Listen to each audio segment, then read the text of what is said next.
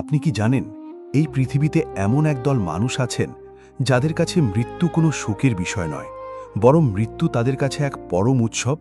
হ্যাঁ, তারা হলেন আল্লাহর পথের শহীদ। যে মৃত্যুকে আমরা জীবনের শেষ মনে করে ভয় পাই, একজন শহীদের কাছে সেই মৃত্যুই হল অনন্ত সুখের এক নতুন জীবনের শুরু। ভেবে দেখুন রণক্ষেত্রের সেই মুহূর্তটির কথা। চারদিকে অস্ত্রের ঝনঝনানি, মৃত্যুর ভয়ঙ্কর গর্জন। একজন মুমিন আল্লাহর প্রেমে পাগল হয়ে নিজের সবচেয়ে মূল্যবান সম্পদ, নিজের জীবনকে বিলিয়ে দিচ্ছেন। যখন শত্রুর আঘাত তার শরীরে এসে লাগে, যখন ব্যথায় শরীর কুঁকড়ে যাওয়ার কথা, তখন তার মুখে ফুটে ওঠে এক জান্নাতি হাসি। কারণ সাধারণ মানুষের মৃত্যু আর একজন শহীদের মৃত্যুর মাঝে আকাশ পাতাল ব্যবধান। রাসূলুল্লাহ সাল্লাল্লাহু আলাইহি ওয়াসাল্লাম বলেছেন, আল্লাহর কাছে একজন শহীদের জন্য 6টি বিশেষ নেয়ামত প্রস্তুত রাখা হয়েছে, যা শুনলে আপনার চোখ পানিতে ভিজে যাবে আর হৃদয় চাইবে এক্ষুনি আল্লাহর রাস্তায় নিজের প্রাণটা বিলিয়ে দিতে। প্রথম নেয়ামতটি হল ক্ষমার এক অবিশ্বাস্য ঘোষণা। আমরা সারা জীবন কত বড় বড় গুনাহ করি, আর সেই গুনাহ মাফ করানোর জন্য কতই না চোখের পানি ফেলি। কিন্তু একজন শহীদের মর্যাদা আল্লাহর কাছে এতটাই বেশি যে যখন তার শরীর থেকে রক্তের প্রথম ফোঁটাটি মাটিতে ঝরে পড়ে, ঠিক সেই মুহূর্তে মাটি স্পর্শ করার আগেই আল্লাহ সুবহানাহু ওয়া তাআলা তার জীবনের সমস্ত গুনাহ মাফ করে দেন। সুবহানাল্লাহ। শুধু তাই নয়, রক্তের প্রথম ফোঁটাটি পড়ার সাথে সাথেই তার চোখের সামনের পর্দা সরিয়ে দেওয়া হয় এবং সে নিজের চোখে জান্নাতে তার জন্য সাজিয়ে রাখা বিলাসবহুল প্রাসাদ ও ঠিকানা দেখতে পায়। ব্যথার বদলে তার আত্মায় নেমে আসে এক স্বর্গীয় প্রশান্তি। দ্বিতীয় নিয়ামতটি হল কবরের আযাব থেকে মুক্তি। অন্ধকার কবর, যে কবরের কথা মনে পড়লে উসমান রাদিয়াল্লাহু আনহু অঝরে কাঁদতেন, নিজের দাড়ি ভিজিয়ে ফেলতেন। সেই একাকী, নিস্তব্ধ আর ভয়াবহ কবরের আযাব থেকে একজন শহীদকে সম্পূর্ণ নিরাপদ রাখা হয়। মুনকার নাকিরের ভয়ঙ্কর রূপ কিংবা কবরের চাপ, কোনো কিছুই একজন শহীদকে স্পর্শ করতে পারে না। তার কবরকে জান্নাতের এক টুকরো বাগানে পরিণত করে দেওয়া হয়। সে সেখানে ঘুমিয়ে থাকে ঠিক একজন নতুন বরের মতো, যাকে তার সবচেয়ে প্রিয় মানুষটি ছাড়া আর কেউ ঘুম থেকে জাগাতে পারে না। তৃতীয় নেয়ামতটি হল কিয়ামতের সেই মহা আতঙ্ক থেকে নিরাপত্তা। যেদিন সূর্য মাথার এক বিগত ওপরে নেমে আসবে, মানুষ নিজের ঘামের মধ্যে হাবুডুবু খাবে। যেদিন একজন মা তার কোলের সন্তানকে ভুলে যাবে, ভয়ে মানুষের কলিজা ফেটে যাওয়ার উপক্রম হবে। কোরআনের ভাষায় যাকে বলা হয়েছে ফাজাইল আকবার বা মহা আতঙ্ক। সেই দিন যেদিন কোটি কোটি মানুষ ভয়ে থরথর করে কাঁপবে, সেদিন আল্লাহর পথের শহীদরা থাকবেন সম্পূর্ণ চিন্তামুক্ত, নিরাপদ এবং হাস্যোজ্জ্বল। কোনো ভয়, কোনো আতঙ্ক সেদিন তাদের হৃদয়কে বিন্দুমাত্র বিচলিত করতে পারবে না। চতুর্থ নিয়ামত, মর্যাদার মুকুট। হাসরের সেই বিশাল ময়দানে সমস্ত নবী, রাসূল, ফেরেশতা এবং আদম থেকে শুরু করে শেষ মানুষটি পর্যন্ত সবার সামনে আল্লাহ তাআলা শহীদদের মাথায় পরিয়ে দেবেন তাজুল ওয়াকার বা সম্মানের মুকুট। এই মুকুটের এক একটি রত্ন, এক একটি ইয়াকুত পাথর এই দুনিয়া এবং দুনিয়ার ভেতরের সমস্ত সম্পদের চেয়েও অনেক বেশি মূল্যবান। পুরো হাসরের ময়দান সেদিন অবাক হয়ে দেখবে আল্লাহর কাছে এই মানুষগুলোর কত সম্মান। সবাই সেদিন আক্ষেপ করবে, হায়, আমরাও যদি দুনিয়াতে আল্লাহর জন্য জীবন দিতাম।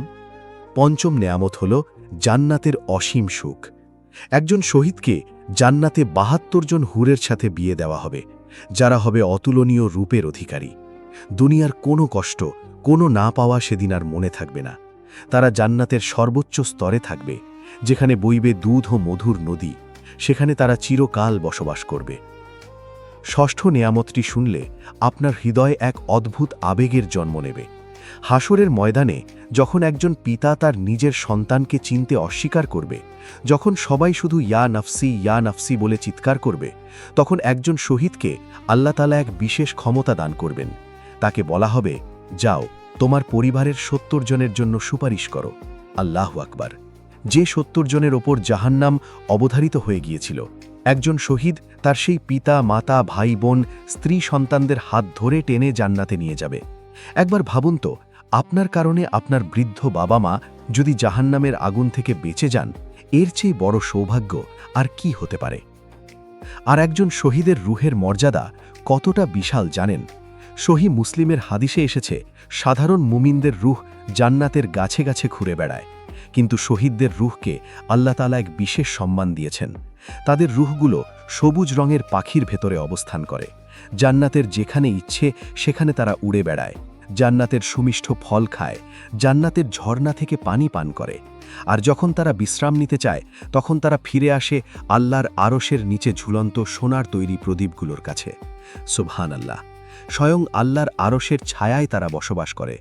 আল্লাহ তাআলা তাদের এতই ভালোবাসেন যে তিনি নিজেই তাদের কাছে এসে জিজ্ঞেস করেন, হে আমার বান্দারা, তোমরা কি আর কিছু চাও? তখন শহীদরা বলে, হে আমাদের রব, আপনি আমাদের যা দিয়েছেন এরপর আর কি চাওয়ার থাকতে পারে? আমরা তো জান্নাতের যেখানে ইচ্ছে ঘুরে বেড়াচ্ছি।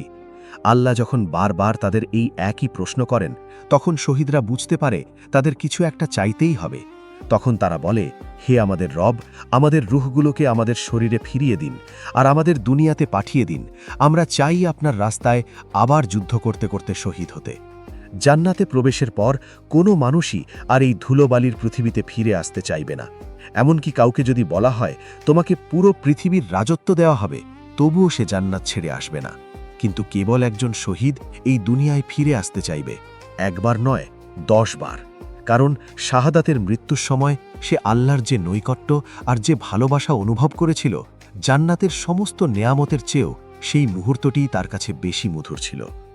ভাই ও বোনেরা আমার, একটু ভেবে দেখুন তো, আমরা এই দুনিয়ার জন্য একটুখানি সুখের জন্য কতই না মরিয়া হয়ে ছুটি, অথচ এই জীবন একদিন শেষ হয়ে যাবে।